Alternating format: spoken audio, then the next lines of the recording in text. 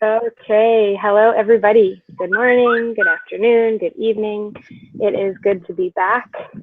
I Says, contracted a flu last week. I was really sick during the call. I was actually supposed to be on it. Kat called me 3 times and I slept through her calls. And I had like a migraine, and I'm in Quebec, as some of you know. So my mother-in-law now has contracted it, and she is puking and she's sick. So this is how it goes, right? that's, yeah, my heart was with you anyway. Yeah. Oh, I felt the love. So last week we were supposed to cover the 5 things that leaders do, and that's what it's called in our community. It's basically just 5 habits that has formulated the success for some of our main mentors and coaches in the industry. And it is drilled into us during coaching calls and masterminds and such. Now they refer to them as the 5 things that leaders do. I like to call them just 5 habits, 5 daily habits, because I think that with some, when we refer to the 5 things that leaders do, some people are still in a place where they feel that a leader isn't them. And even though it's not the case, it's just a belief. I believe that it's a common belief. So I just say the 5 habits, 5 daily habits that you can implement, whether you're working in the corporate world or you are trying to run your own business or just getting into the entrepreneur lifestyle. I know what that's like. I did the military, which is like the complete opposite spectrum of entrepreneurship. It is, you have to, you follow, you do what you're told, and you have to be okay with authority. And with entrepreneurship, it's completely different. You are your boss, and you have to be disciplined enough to get up and do the work yourself. No one's telling you what to do. No one's telling you when to do it. No one's telling you how to do it. There's guidelines and such, depending on the industry that you're in, but other than that, it's up to you. So this is a big shift, and I can say personally, it has been a really difficult one for me, and I am comfortable to say that it probably is for many, shifting from the employee mindset to the entrepreneur mindset. So the reason I really like these 5 habits is because when you make that shift and you're not only, struggling with pushing yourself and doing the work or knowing what to do or whatever it might be, you get overwhelmed with everything that has to be done. So you just don't know what to do, whether you're doing the right thing now or if your priorities are straight. Are you taking action in the most productive way? A lot of the time, like, underlying fears will cause us to avoid the things that actually need to be done and just do the things that we're comfortable with. And we just won't progress that way. You have to do the things that make you the most uncomfortable. And once those things are done, then you move on to the next thing that makes you most uncomfortable. And that's the way you're going to progress the quickest. So having said that, these 5 habits, I'll just go over them. And so the first one is visualization. And visualization is, I believe, the absolute most important. And I think that it is one of the ones that is avoided the most. We are not taught in school how to live our goals, even when we're not physically experiencing them. So mentally believing that the things that we wish for in life, or the person that we wish to be in life, is on its way, and really, really, truly believing that. Now, when I say believe that, I mean, it's easy enough to say, oh, I believe it. But when you are dealing with years and years and years of programming that you are an employee and you're worth $20 an hour and you work 9 to 5, or you believe that you are just a mother, you're at home, you're doing that role, and now you're trying to switch into running your own business. There is programming, subconscious beliefs that are controlling your actions, your thoughts, your actions. And until that is changed, until that programming is reprogrammed, no matter how hard you try, no matter how bad you want something, you are going to continue to keep yourself in the same place, because that's the programming of the computer. That's Yeah. just, that's, go Yeah, ahead, if I Kat, if you can want to just, jump in. yeah, sorry, I just do want to say something here because Yep. there's a woman in the community who's pretty new, and she and her son, well, she and her son is going through several operations, and they knew this one was coming. And so to make it as easy as possible for her son, she was teaching him this visualization process where they would Awesome. visualize, you know, the separation of the mother, the fact that he was going to go to sleep quite happily. And, you know, because this is something they'd obviously done before, you know, they could do this. And whereas before, and she was on the 90-day video challenge. So she did a video just as she left him. And she was in tears of joy because her son had just, you know, I get tingles just thinking about it, but she'd been doing this with her son for a couple of months, I think she said.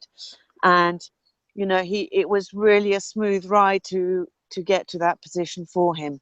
And it wasn't like, you know, it wasn't a traumatic screaming and shouting that mummy was going or mummy had to go or whatever it might have been That's nice. before. So you can use these 5 techniques or 5 habits, however you want to call them, in really every aspect of your life. It's not just, you know, we tend to use them for business, but as you can see, this woman used it for her own child because she just believed in it so much that she was able to use them for her child. And so I really think that is so strong, for this woman to have had the foresight to use them on her child.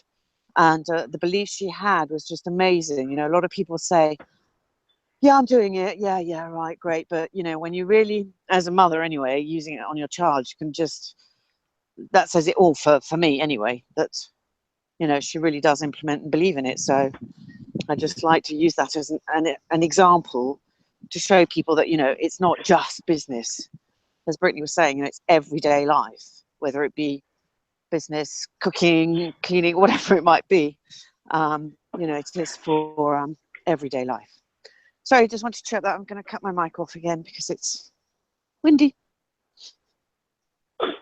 Yeah, that's perfect. That's a perfect example of it can be used anywhere in your life. And the thing is that the number one thing, the most important thing, is that these are daily habits. So they're not going to work if you implement them once a week, twice a month, whatever it might be. You know, oh, I'm feeling down, I'm feeling overwhelmed, I'm going to make sure I do these 5 things today. It's a routine of practicing these 5 things on a daily basis. Now, it's not the same as like working out where I'm like, I'm going to do 5 push-ups every day, or I'm going to, you know, whatever. I guess that might not be the best example, but because these 5 things can look different for everybody and they can look different for you each day. It depends on where you're at and where you're going. But the number one thing is that you implement them every day, even if it's only 5-10 minutes a day to begin with. You just start to implement these 5 things. And that's why I love them, because they can be so broad to what they look like for each individual and each individual's goals. So visualization is number one. This is how we start reprogramming the subconscious mind to take us in the direction we want to go. So when we visualize saying that I want to make $20,000 a month, that's not good enough. It has to be precise and specific. And another thing that I have also learned that helps for myself is you also have to be aware of not how you're going to get there, but how you plan on serving to achieve that.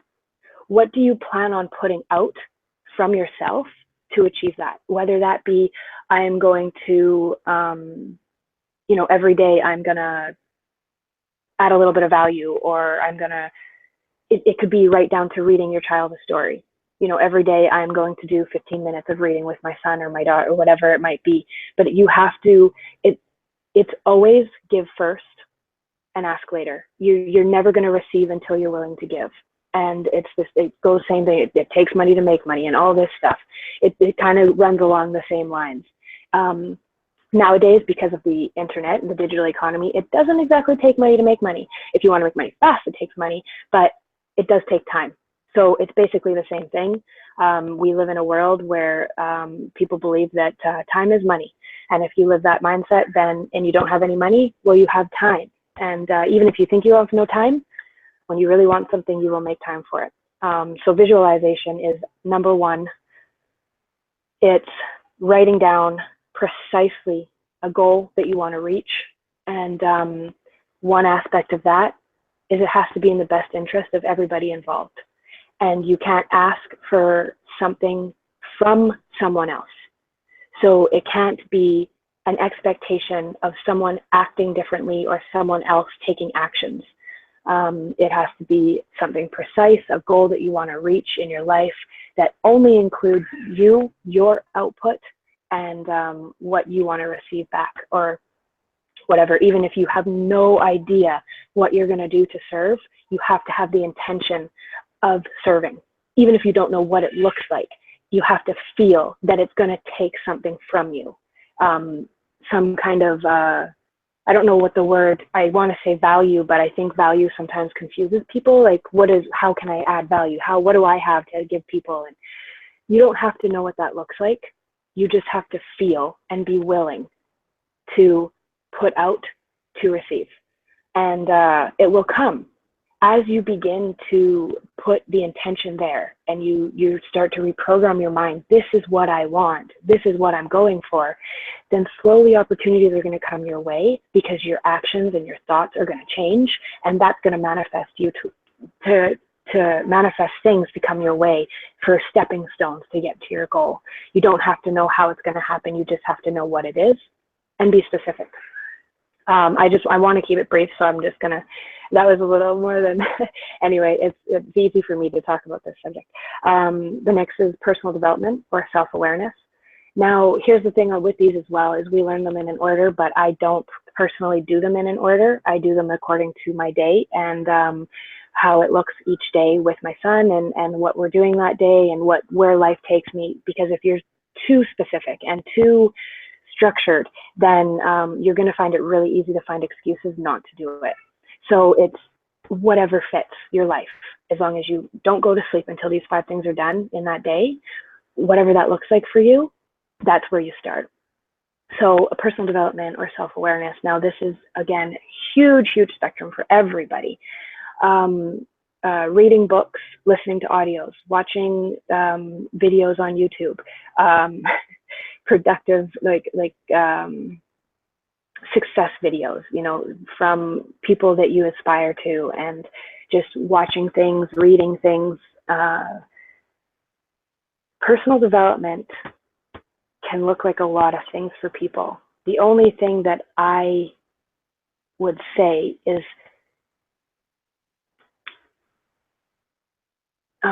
it's hard to put there's a difference between personal development information or content and falling into just a mad information consumption zone or mode.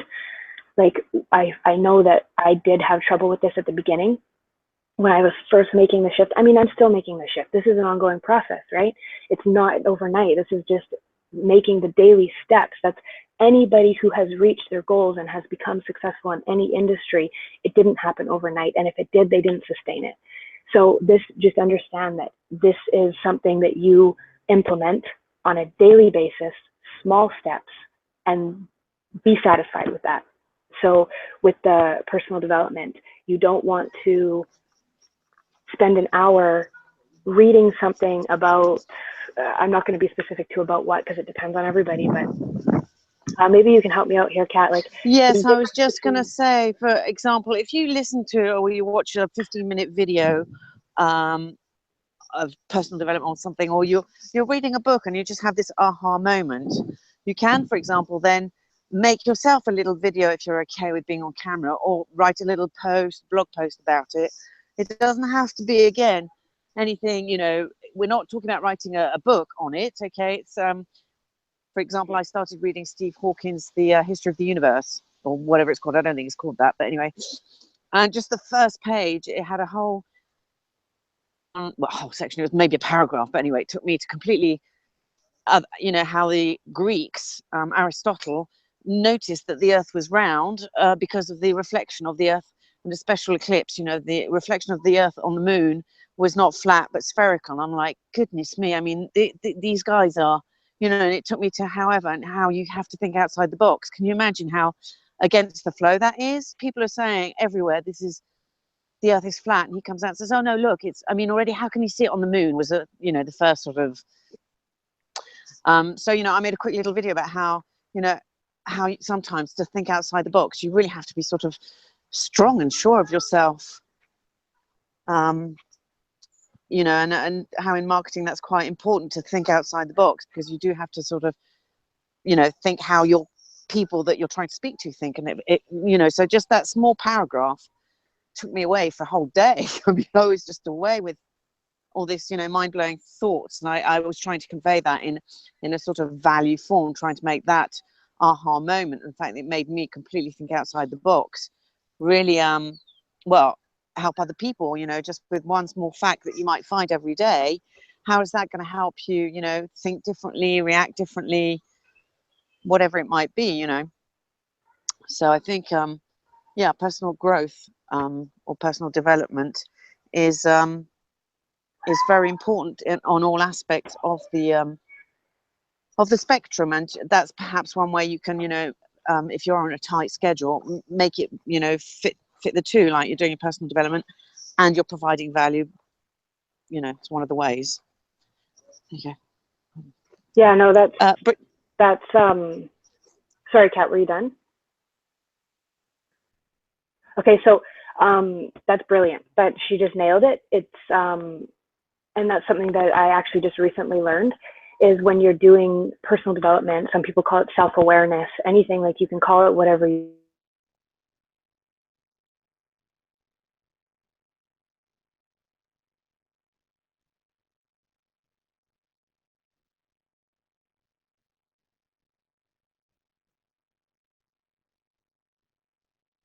there, Brittany, we can't hear you. No, what have you done? Is that better? That's fine. Yes. Cut out. Okay. So what I was saying is that's absolutely brilliant. And what I've learned recently is that we can listen to something, but it doesn't mean that we retain it. So keeping it small and doing like what Kat said is, if you hear something and it gives you an aha moment or a light bulb or whatever, the way you retain it is by writing it down in your own words, or rereading it, or just sitting with yourself and reflecting on it, or whatever it might be. And I say personal development, some say self-awareness. I really love the term self-awareness, because I feel that that's what's happening, is you're becoming more aware of yourself and aware of your mind and aware of, like, the clouds clear, you get more clarity around yourself and the people around you as you start to develop and grow as a person.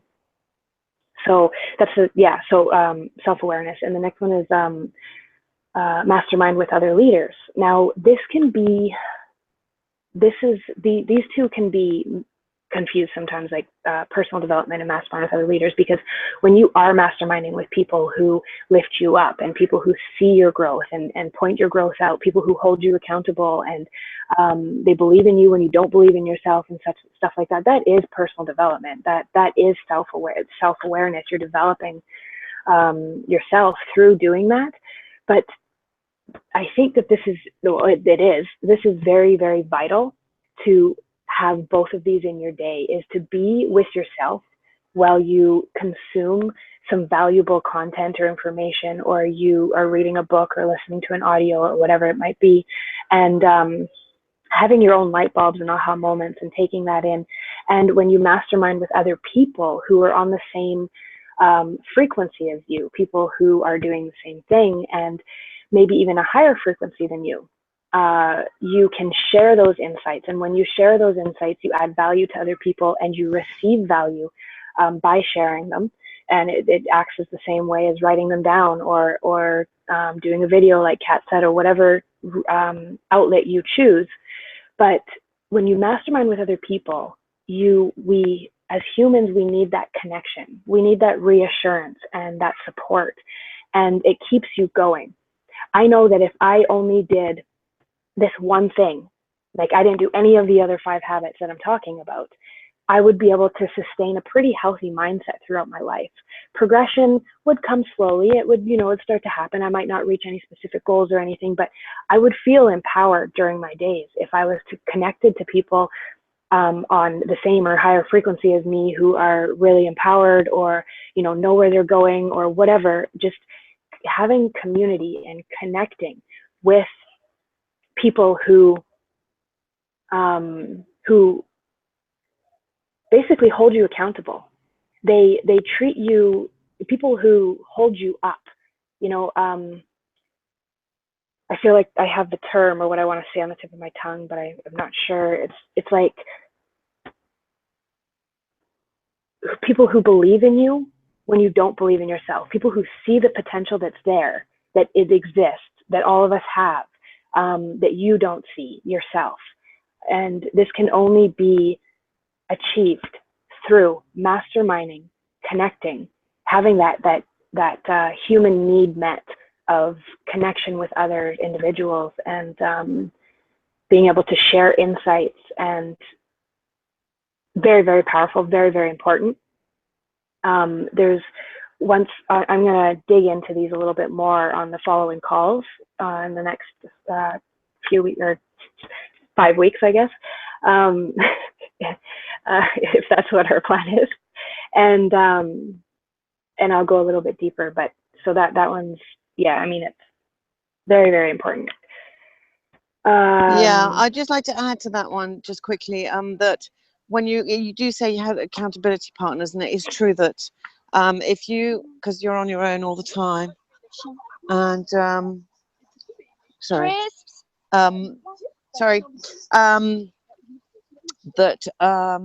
completely lost. There's a big dog going to go from my little dog.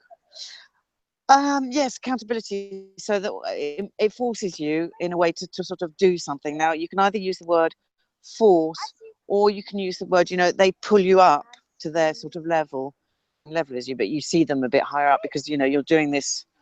It's it's kind of complicated to explain. I hope I'm sort of using the right words, but I do recall, like last week, I said I would do something by a certain date to someone on a mastermind.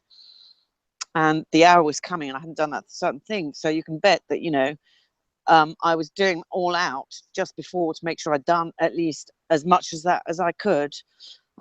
As it was, I was able to fulfill on that, thank goodness. But, and we're all the same. We all set ourselves deadlines and everything, but unless we mastermind with others, which is for all the reasons Brittany was saying, but I think it's also for this one to sort of be accountable to as well. That is so, so important, and it just makes you feel so much better once you've done it. You're like, oh yeah, I can do it, I did it, yeah. And you're able to say to that person, yeah, I did that, I said I would do it, and I did it. So it makes you sort of whole, if you can understand that, I guess, as opposed to squirming and say, well, I didn't do it because well, no, and then excuses will just rattle out. And we all have days where excuses are coming. I mean, let's face it, we're not superhuman, but it's just these mastermind groups. You feel in a safe environment to be able to allow yourself to pull yourself forward. And if you fail, well, you fail, but you did your best. I guess that's the best way of saying it. Right, Brittany, over to you. Yeah, no, that's good. Accountability is huge, and it's very, very helpful. Accountability, especially when it's your accountability partner is someone you really, really respect. Because if you are still, fighting with self-respect or self-discipline, then having someone who you really respect hold you accountable can be a very powerful tool.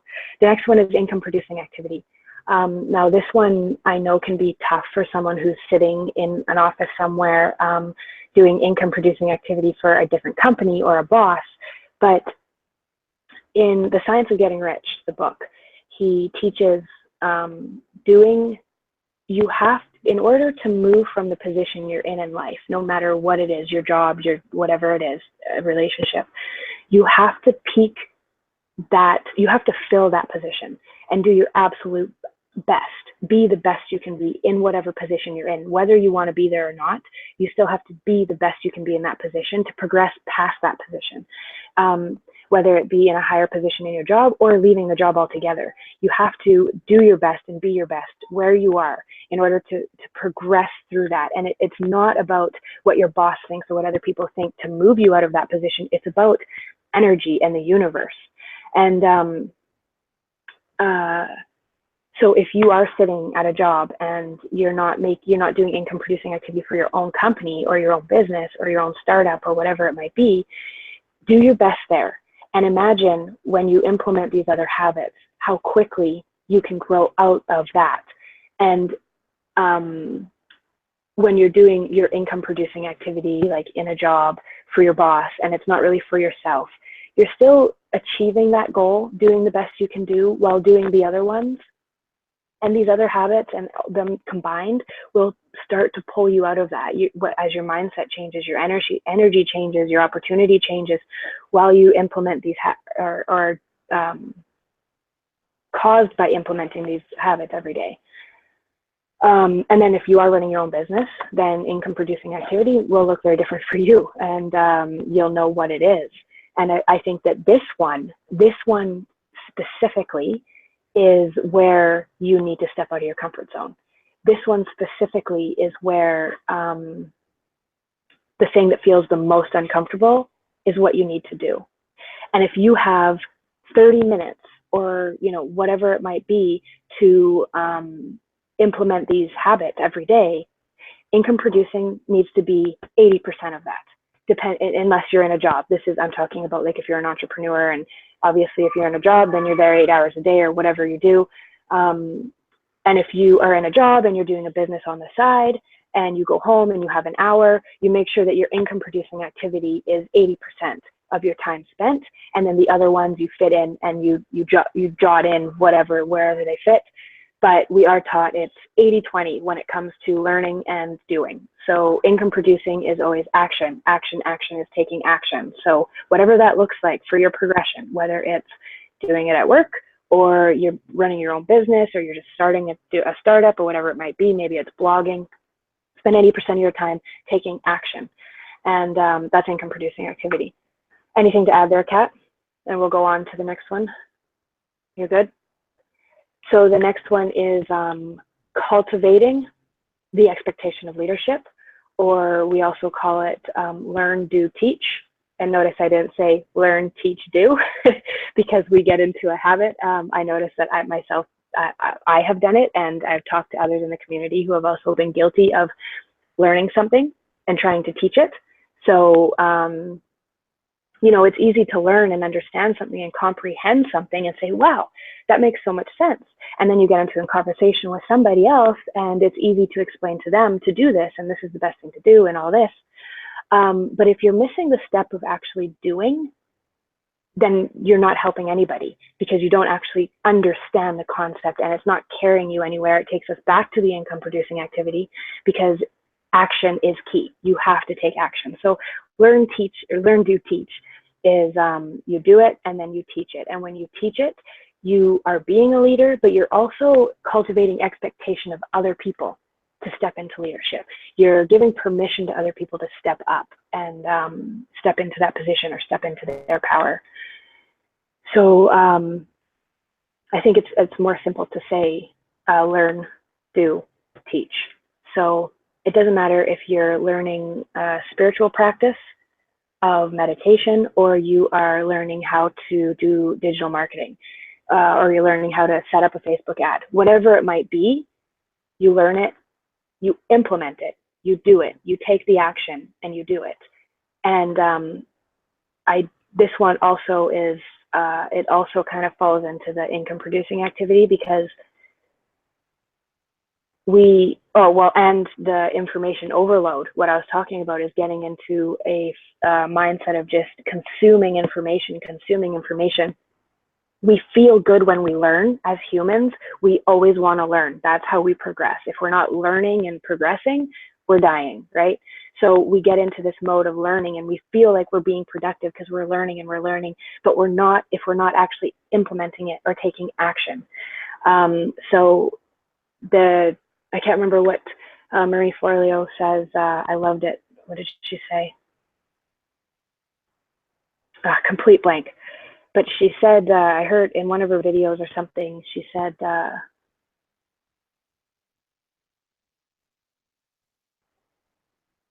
okay, well, I won't waste too much time trying to remember. I'll remember as soon as the call's over, it'll come to me. um, but action, you have to take action. Without action, you'll never get anywhere. And that is 100%. It doesn't matter how good you feel when you're consuming that information. You have to start and fail forward. So, you know, you go over, say you're learning how to put up a Facebook ad, and you go onto your computer, you go into Facebook's training. Facebook, it gives you step by step. It's, you know, pretty straightforward. Okay, do it. Don't keep learning and looking through ads and figuring it, just do it. You have to take the action. Yeah, your ad is going to suck, and it's probably going to get you nowhere, except more knowledge of what not to do next. And it's key. It's key to fail forward and be okay with not being perfect. I know when I first started blogging, I was like, I would take weeks, 3 weeks to finish one blog because it had to be perfect. But what is perfect? We can't define perfect. So all it is a fear holding us back from putting ourselves out there. And so you just write. If you're blogging, just write. Put it out, and you will get better a lot quicker than trying to perfect that one blog without actually putting it out and experiencing the real world of your work. So those are the 5 habits. Visualization, or visualization meditation is actually like what they refer to it as. When I say they, I mean like our mentors in the industry. Because visualization and meditation run very closely. Like I think with myself, I don't often meditate on my visualizations of my goals and stuff like that. For me, they're separate, but I think that it can mean different things for everybody. If I say meditation, it might mean more to you than visualization and vice versa. So visualization, meditation, personal development or self-awareness, reading books, consuming information that, or knowledge, wisdom from the people and mentors and coaches you aspire to, and not even be alive today. You know what I mean? Like it could just be, you know what I mean? I'm not going to carry on, but so personal development or self-awareness, and actually I think income producing, and then mastermind, but mastermind with other leaders or people who hold you up, people who hold you accountable, people who have expectation of you in line with your real potential. And then income producing activity, and cultivate the expectation of leadership, or learn, do, teach. So those are the 5 things, 5 habits, daily habits that are very, very, very powerful if you begin to implement them in your life, whether it's 5 minutes, 10 minutes, if you have an hour, shut the TV off and do this instead. And just, even at the beginning, like anything, like working out, like eating healthy, like changing any habit in your life, it's going to be difficult. It's going to take some willpower. But once you start visualizing where you want to go, and these goals have to get you emotional. Like emotion has to be involved. When you write down your goal or your vision of your perfect day, or your vision of really what you want in life, if you don't feel any emotion, then it just isn't a strong enough or a specific enough goal. It has to really get you going, whether it's the pain of not ever getting it or the excitement and drive of when you receive it. It has to be emotion. Actually, I want to share something quick. Something that John Jackson shared with us. I wonder if it's in this book. I have 100 books everywhere with notes and well, while Brittany's searching for this, I would like to say well done. It's exactly the way it's brilliant. I just wanted to add that when you mastermind with other leaders, it's cool. It's not I'm going to go to Brittany's for coffee and we'll just sit there and chat and do whatever. Yeah. No, it's it's a business. It's sort of like a business meeting type thing, but because it's all virtual, so you can meet with people all over the world. And we're all on the same sort of wavelength. And so, our time is not money, but time is precious. So to make our time as valuable for each and every one of us, then, we're not going to sit there and say, oh yeah, well, I changed 3 diapers today, or I have 4 cups of coffee, or whatever it might be. We're straight down into business. And what's really good about masterminding with people like that is that we're all sort of prepared for the meeting. We all know exactly what we're going to say. I'm going to show this ad, have feedback on this ad. That'd be really nice if we could, if it's my turn today, or you give your constructive feedback to someone else. That's also really very good, because then we're helping them. Now, we might not be their target market. I may be 20, 30 years old, and Brittany, and my advice might not be completely valuable, but at least she'll have that in the back of her mind for next time she's writing her ad, and think, maybe, well, how can I word it differently? Or just to make her move forward a little bit. That's the aim of the game. So I just want to make sure that when we're talking mastermind, we're it's a time sort of meeting. It's not oh, let's go and have a meal together. It's a weekly thing you do to move your business forward. So we're always sort of business orientated. Yeah, wow, that's a really, really, really good point, actually, because when you're comfortable with someone, it's easy to have small talk, and it's easy to let time get away. And it's actually why we have cut these calls shorter, because your time is valuable, our time is valuable. And I mean, we could talk for hours, right, Kat? Like, we could literally talk all day. We could talk your ears off all day, all night, around the clock. But it's not valuable. It's not valuable, especially when there's so much information. It's difficult to consume. Kat is right. John Jackson always says, keep it tight and right. And it's very, very true. Yeah, it's vital. So I found this. This is something else also that John shared on, I think, a wake-up call or whatever. And visualize. When I was talking about making sure that you have an emotional attachment to what you want, whether that emotion is pain or love or excitement, it doesn't matter what the emotion is really at this point, because it's either going to be pain of not ever receiving that where it comes from. The core is fear, and you feel pain because you're not good. You feel like you can't live without it, or you don't have it now, or the pain. Well, she's gone again.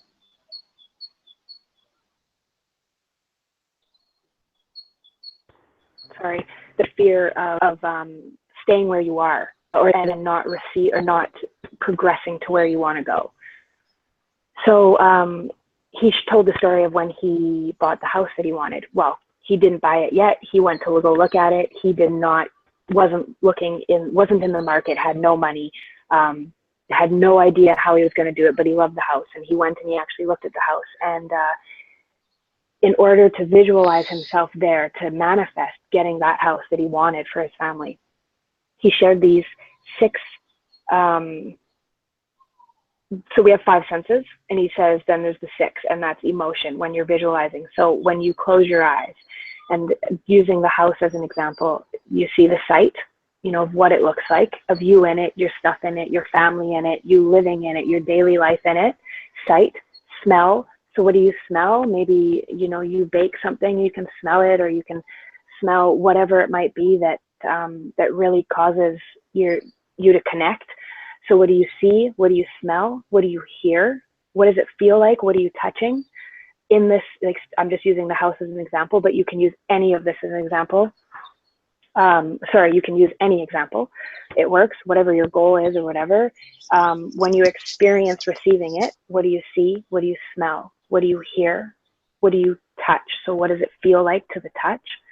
The taste in your mouth. Maybe you just had a fresh cup of coffee. Maybe you're eating something, or whatever it might be. Maybe you just brushed your teeth. Whatever that experience is for you when you receive your ideal amount of money, or when you go look into your account, or when you receive the house, your dream house, or whatever it might be. And then what emotion are you feeling? So after going through the senses, and what you're seeing and feeling and tasting and smelling, and when you experience those, what emotion comes up? Are you happy? Are you at ease? Do you feel gratitude? And sit in that until you can really, really feel that emotion. And that's, I think, was when he shared that, I was like, that's brilliant, because when I do my visualization, I have found myself in tears, coming kind of the more I do it, like in that moment of visualizing what I want of my ideal day. I have found myself in tears because I get so excited or so happy. And I never before actually recognized what was that emotion. I knew that I was, excited or happy, but I never recognized consciously, okay, I'm feeling gratitude or I'm feeling excitement.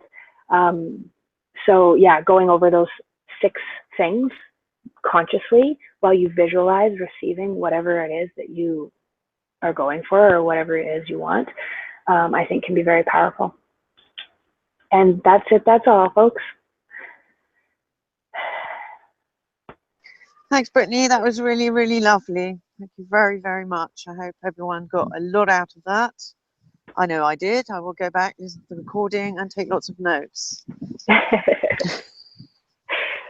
Yeah, no, it's good. It's nice and short, about 15 minutes over what our goal is, but it's going to be up and down, shorter, longer, whatever we feel is good for the call.